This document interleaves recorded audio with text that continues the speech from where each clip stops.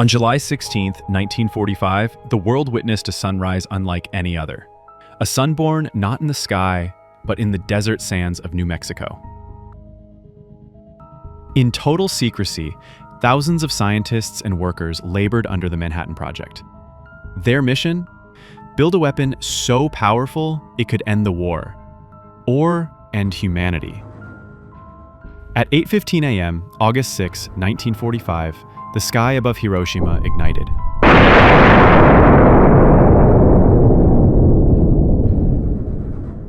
Three days later, Nagasaki suffered the same fate. But questions remain. Was it necessary? Was Japan already on the brink of surrender? With 2 bombs, the United States had ended a war, but begun an arms race. The Soviet Union raced to match America's terrible new power. The Cold War had begun. We are not seeking a new Cold War.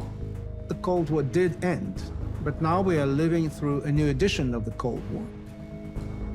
And it's a very dangerous Cold War.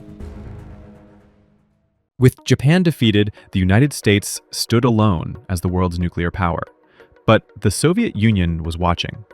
In 1949, just 4 years after Hiroshima, Moscow detonated its own bomb. The monopoly was over. 2 superpowers now held the keys to the end of civilization. Lines were drawn. Capitalism against communism. West against East. But the true enemy was fear. Fear that one wrong move would ignite a war no one could survive. In classrooms across America, children hid under desks during duck and cover drills.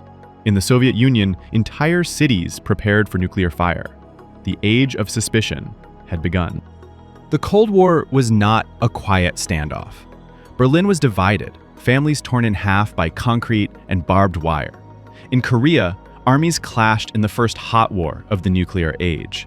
And in 1962, the world held its breath as Soviet missiles appeared in Cuba, just 90 miles from American shores.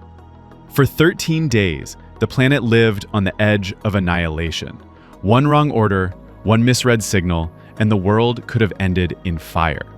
Leaders didn't just build bombs. They built an entire politics of terror. Deterrence, brinkmanship, mutually assured destruction. Peace was an illusion. Survival was a gamble. In the 1970s, superpowers signed arms control agreements. SALT, promises written on paper to slow the race toward extinction. Leaders shook hands, but the bombs stayed locked in their silos, humming like a heartbeat under the earth. In 1989, the Berlin Wall crumbled under the fists of ordinary people. East and West embraced as families reunited after decades of division. Within 2 years, the Soviet Union collapsed, the red flag lowered from the Kremlin. For many, it felt like history's nightmare had ended, peace at last. But the arsenals never disappeared.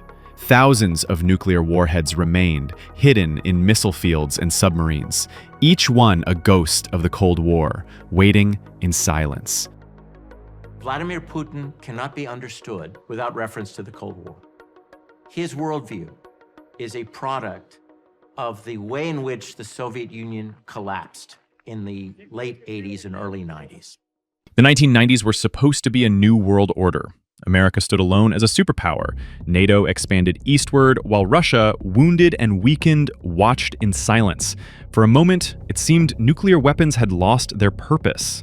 But history does not forget so easily.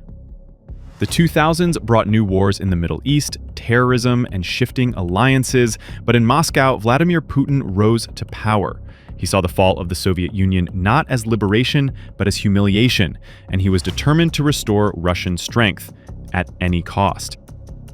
In 2014, Russian forces marched into Crimea.